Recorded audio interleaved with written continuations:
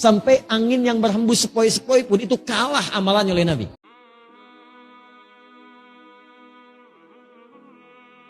Assalamualaikum warahmatullahi wabarakatuh. Ramadan adalah bulan yang sangat ditunggu-tunggu oleh kaum muslimin dari seluruh dunia. Hal apa sajakah yang harus disiapkan dalam menyambut bulan suci Ramadan? Mari simak ceramah dari Ustadz Adi Hidayat berikut ini. Seorang yang hendak menunaikan ibadah puasa, maka Allah Subhanahu wa ta'ala memberikan pesan kepadanya, juga kepada setiap muslim beriman yang hendak berpuasa, agar tidak main-main dan menganggap ringan kesempatan Ramadan yang Allah berikan pada hidupnya, karena belum tentu nikmat itu akan diterima oleh setiap hamba, atau mungkin bisa berulang di kesempatan yang berikutnya. Tidak setiap orang bisa mendapatkan nikmat Ramadan, dan tidak setiap yang telah mendapatinya akan mengulangi di masa yang akan datang. Karena itu para sahabat Nabi SAW, begitu selesai kemudian mendapati Ramadan, maka banyak di antara mereka bahkan di penghujung Ramadan itu mengalirkan air matanya.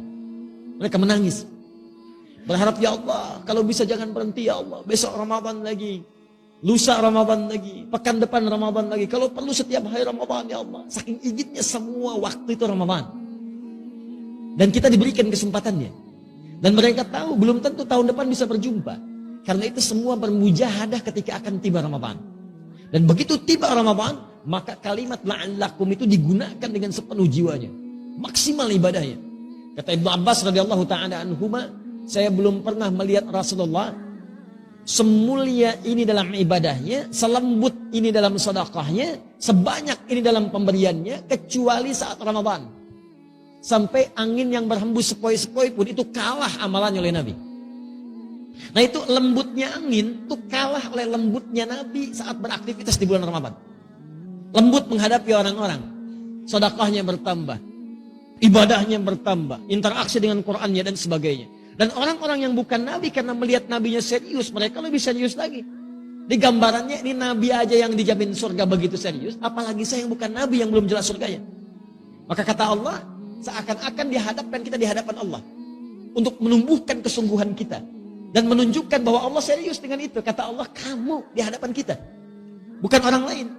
Ini bukan orang yang disebut, maaf, bukan orang yang di zaman Nabi, bukan orang di masa sahabat, bukan orang di masa tabi'in. Tapi kata Allah, la'allakum, kumnya masih ada di depan kita. Tatakun, kamu, tanpa batas. Kata Allah, kamu mesti serius ya, karena saya pengen kamu bertakwa. Kamu mesti berubah. Kamu mesti jadi hamba yang taat. Mesti ada perbedaan ketika kamu lahir dengan kamu pulang. Saya ingin tingkatkan takwa kamu. Kalau anda hafal Quran, demi Allah saya katakan, begitu disebut takwa, itu bisa berlinang air mata anda. Karena ayat takwa selalu terkait dengan nilai kebaikan. Ketika Allah sebutkan takwa, maka Allah ingin tanamkan kebahagiaan. Kamu tingkatkan takwa supaya bahagia. Jadi ketika anda dilatih takwa saat Ramadan, la'allakum tattaqun, supaya kamu takwa. Anda tanya, kenapa ya Allah? Kata Allah, saya pengen kamu bahagia. Ayo takwa. Wa may yattaqillaha yaj'al lahu makhraja wa yarzuqhu min haitsu la yahtasib. Ketika takwa meningkat kepada Allah, kata Allah, maka aku mudahkan hidupmu. Aku berikan solusi, aku limpahkan rezeki kepadamu. Makanya ketika Allah katakan la'allakum tattaqun, ayo serius supaya hidup kamu mudah. Ayo serius supaya rezeki kamu berlimpah. Ketika anda puncaknya mengatakan takwa, Allah katakan wasari'u ila maghfiratin min rabbikum wa jannatin 'arduha as-samawati wal ardu 'iddat lil muttaqin. Saya telah siapkan bagi orang takwa. Apa itu? Saya telah siapkan surga yang tak bernilai dunia. Batas yang gak ada batas dunia. Saya kata Allah, saya siapkan surga luasnya seluas langit dan bumi untukmu orang takwa. Jadi orang takwa itu, kata Allah, yang berhasil menunaikan ibadah puasanya, bukan sekedar meningkat takwanya, sholatnya, infaknya, Al-Qurannya, bukan sekedar di Ramadan. Bukan cuma di awal Ramadan. Sejak puasa itu dimulai, awal pertama Ramadan. Begitu satu Ramadan muncul, tunaikan tarawihnya, maka dia sudah siap dengan kurikulumnya. Malam ini saya akan tarawih di tempat A. Siapkan, bahkan 30 hari sudah dia siap tuh. Kalau sampai ke 30 hari. Malam ini di masjid A, malam ini masjid B. Sunnahnya baca Quran nanti saya akan capai sehari misalnya 10 juz. Bagi oleh dia. Subuh baca sekian, zuhur baca sekian, asar baca sekian. Begitu tiba malamnya maka dimulailah present ibadahnya. Orang takwa sudah siap.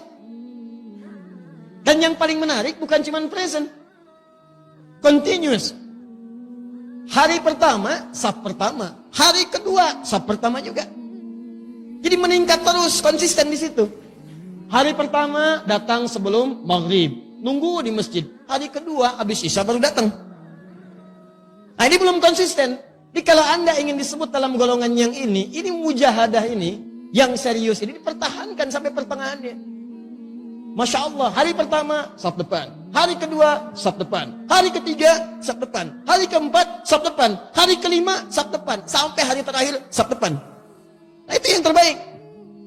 Hendaknya kita dapat melaksanakan Ramadan dengan semaksimal mungkin. Tingkatkan iman, jaga emosi, dan juga menjaga pandangan dari hal-hal yang haram. Sekian, terima kasih. Wassalamualaikum warahmatullahi wabarakatuh.